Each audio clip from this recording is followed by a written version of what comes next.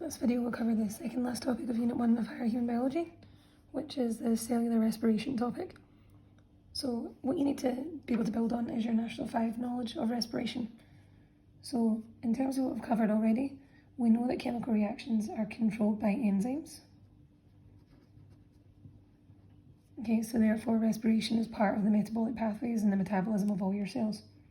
So if it's controlled by enzymes, it's affected by temperature.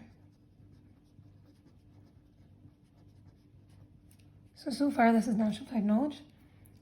And in terms of your overall equation from National 5, you need to remember what is used, which would be glucose and oxygen, and what is created. Now what is produced is CO2, so carbon dioxide, and water. And in addition to that, energy. And that's in the form of ATP. So that's National 5 knowledge. You would have to know a little bit more, but I'm going to cover those parts in the next part of it. So in terms of focusing on ATP, now you need to know a little bit more about ATP than what you did in the National 5. So ATP is synthesized during respiration. So synthesized essentially just means made. Now because it is synthesized, it's a synthesis reaction, okay, that'd be an anabolic pathway, and it is used to transfer energy, so it stores energy,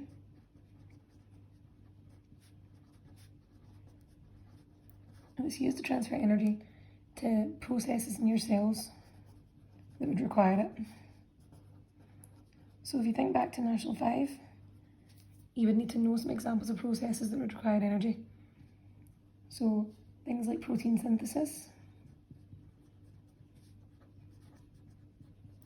And again, jumping back to metabolic pathways, you'll need to know about that in terms of that as an anabolic pathway, because you're adding small molecules together to make larger ones. And as well, you could use it for things like muscle cell contraction.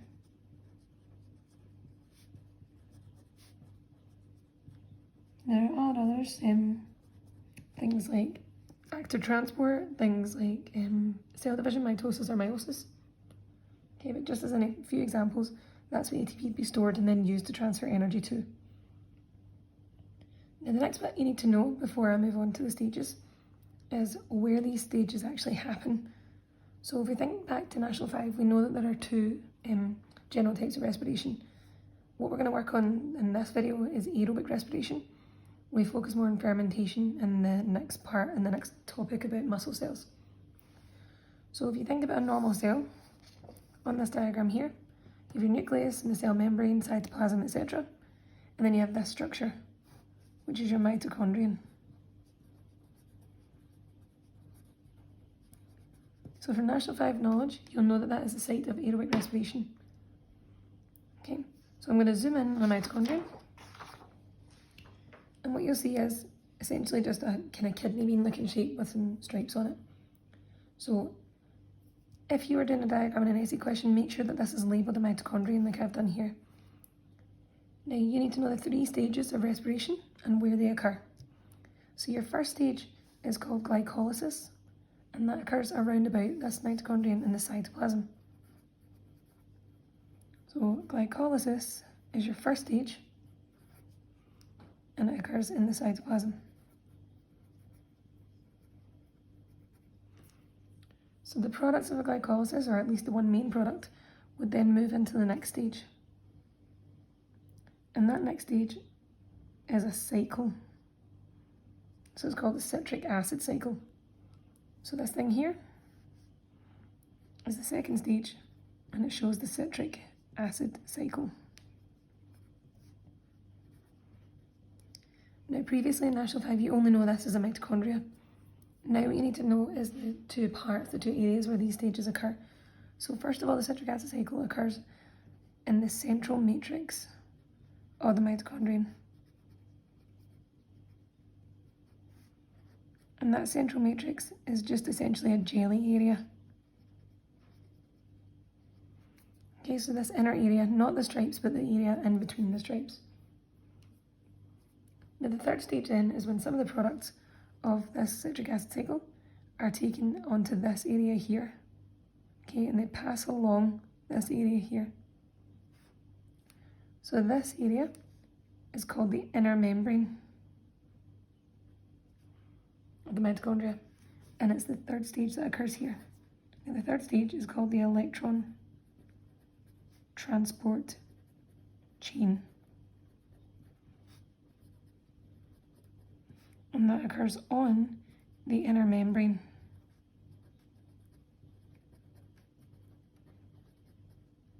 Now again, that's an inner membrane of the mitochondria. So in questions, you'll be asked for the specific location of these stages. Make sure that you state of the mitochondria.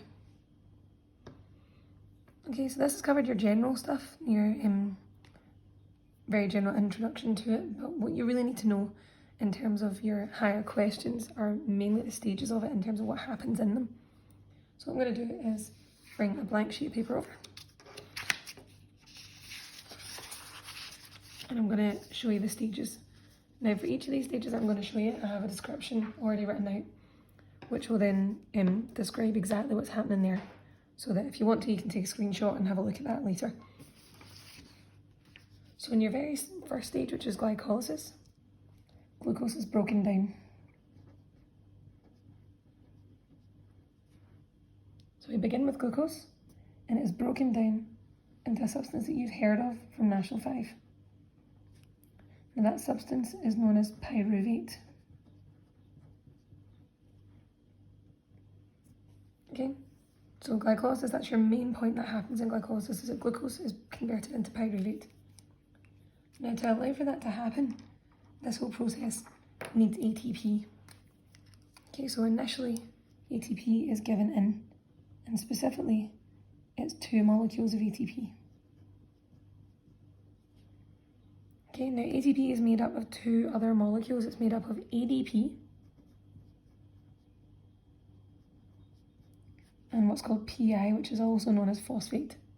So if you give in 2 ATP, you break it down and you get 2 ADP and 2 PI given off. And what that will do is that will release energy into this stage. Now this, therefore, is called the energy investment phase,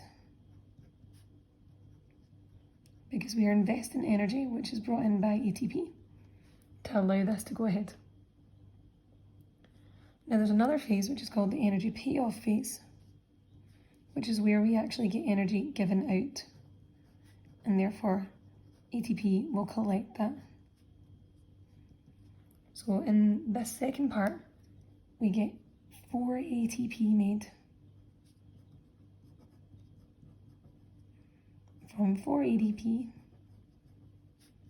and 4 PI molecules, or phosphate molecules. So we have 2 given in and 4 given out. So therefore that means that we have an overall gain, a net gain, of 2 ATP.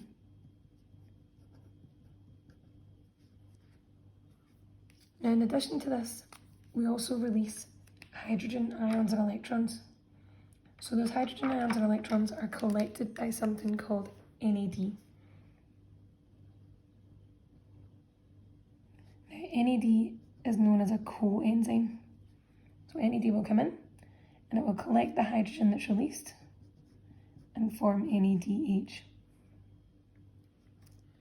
Now the reason why hydrogen is released is because there is a dehydrogenase enzyme, okay, an enzyme that removes hydrogen, and once that hydrogen is removed, it will be collected by this NAD and form NADH. Now there's one more phrase that I've not covered yet, which is phosphorylation. So during this process of glucose being made into pyruvate, glucose is what's called phosphorylated. So phosphate, that PI, okay, from your ATP, will be given in, and it will change that glucose and ultimately into pyruvate with phosphorylation. So phosphorylation ultimately just means that phosphate from ATP is added to that glucose molecule. So with your description then, I'll put this first one up. So glycolysis is glucose broken down into pyruvate. 2 ATP is required and given in, and 4 ATP is produced. So we have 2 ATP net gain. So that phosphate, which is the PI that I've written here, from ATP is added to glucose, and that's called phosphorylation. And as well as that, dehydrogenase enzymes involved over here will remove hydrogen ions and electrons and then pass them to that coenzyme NAD and form NADH. Okay, now to continue on, what we'll need is oxygen. The rest of this that happens, anything after pyruvate, can only happen in the presence of oxygen, okay? So that's aerobic conditions.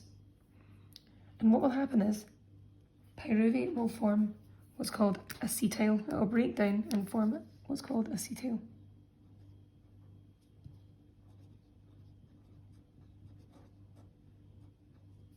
So when it does this and acetyl is formed, it releases a couple of things.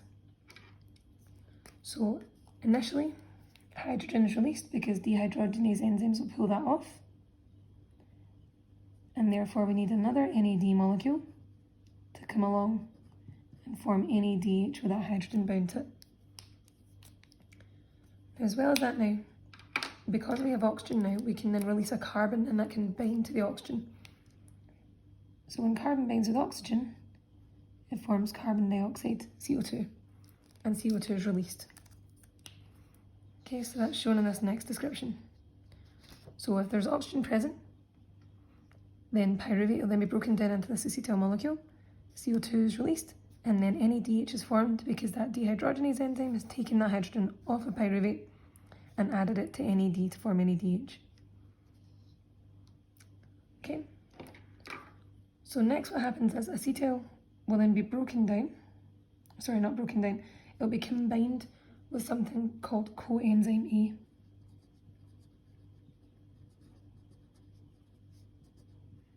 So coenzyme A will come in, it will bind to acetyl, and it will form what's called acetyl coenzyme A.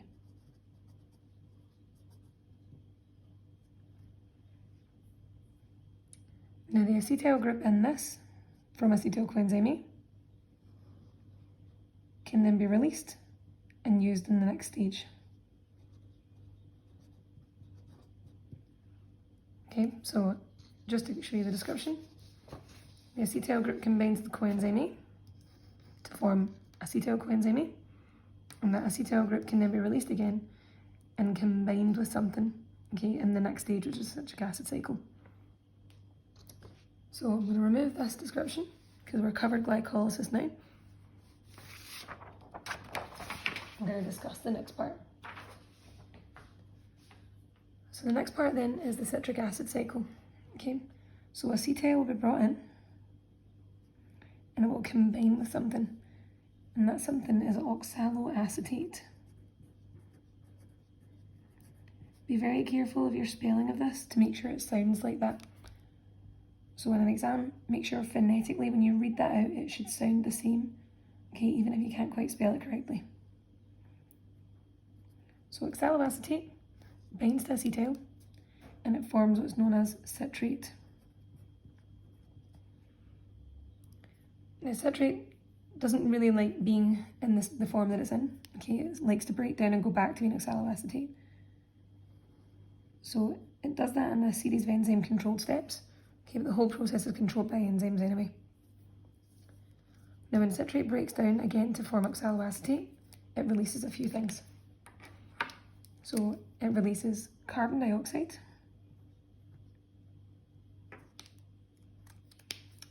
it releases hydrogen, and it releases ATP, or it produces, ATP. So to produce ATP, we need an ADP and a PI molecule, a phosphate molecule, and that would then form ATP. And then dehydrogenase enzymes would remove hydrogen electrons and ions, and then would combine this with NAD, our coenzyme, to form NADH. So that, in a nutshell, is the citric acid cycles. I'm going to put them description up. It's much shorter in terms of description than the glycolysis stage. Okay, so citric acid cycle here. Acetyl group combines with oxaloacetate and it forms citrate. Citrate tries to be converted back into oxaloacetate, and while it does that, it forms CO2 and releases CO2. ATP is produced, and NADH is formed by combining the hydrogen it releases with NAD. So the next stage then is what's called the electron transport chain. So again, if we revisit the previous part at the end of the video, electron transport chain occurs in the inner membrane of that mitochondrion. So ultimately, all these parts that we've just covered in glycolysis and in citric acid cycle, the main point that we need and the main products we need are the NADH. So that NADH will then be dragged off and will go to the inner membrane of that mitochondrion. Okay, so I'm going to revisit that previous part. We've completed our citric acid cycle, and our NADH is going to move to this inner membrane, so this area here. Okay. So I'm going to show you over on this side. So all these hydrogen molecules attached to NAD would come in. In fact, I might just move it down here. So I'll drag them all down, and they're all going to follow into that next stage.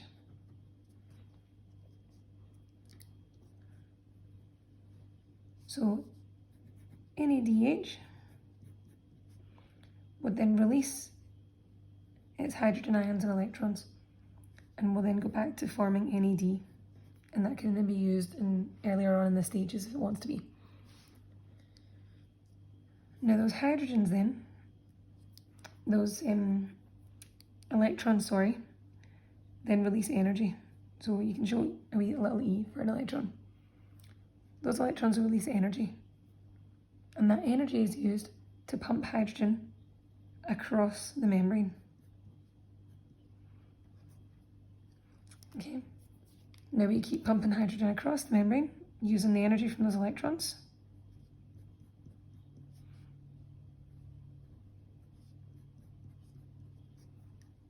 And then what happens is that hydrogen then tries to come back, the hydrogen ions try to come back across that membrane. So all of these molecules try to cross back over that membrane. And when they pass through that membrane, they pass through a membrane protein. And that membrane protein is known as ATP synthase. Okay, so that's what's shown here.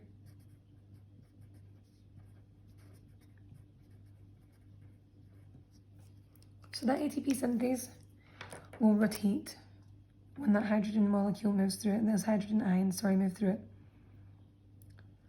So when those hydrogen ions pass through it, it then leads to the generation of ATP.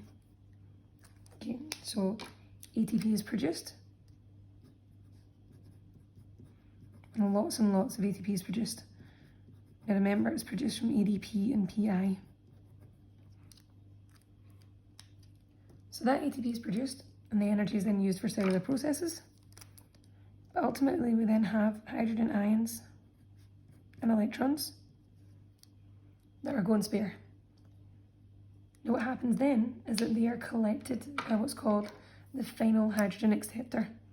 And that final hydrogen acceptor is oxygen. So oxygen comes along, picks up hydrogen, and it then forms water. Okay, so this is known as your final hydrogen acceptor.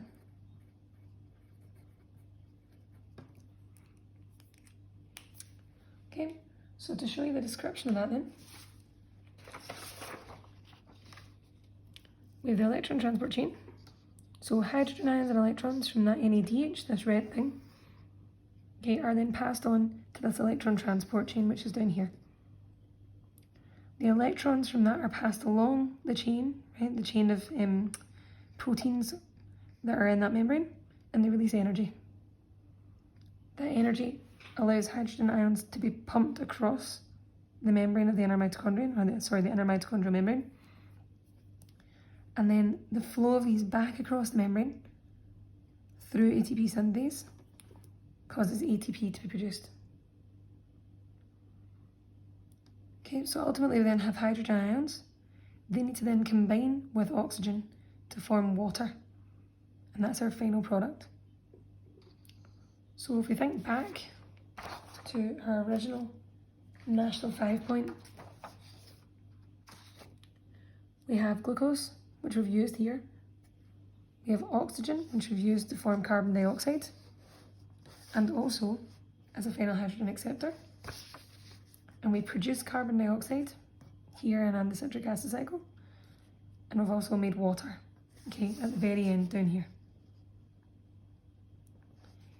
And then finally, ATP has been produced, and it's produced in multiple stages. In fact, it's produced in all of the stages. Okay, so as an overview of your whole process, this here is glycolysis, which occurs in the cytoplasm. This here is a citric acid cycle, which occurs in the central matrix of the mitochondrion. And then this here is your electron transport chain, which occurs in the inner mitochondrial membrane, okay, along a series of carrier proteins. So what I'm going to do is pop these descriptions back along here. Okay, and that runs through the whole of cellular respiration for you.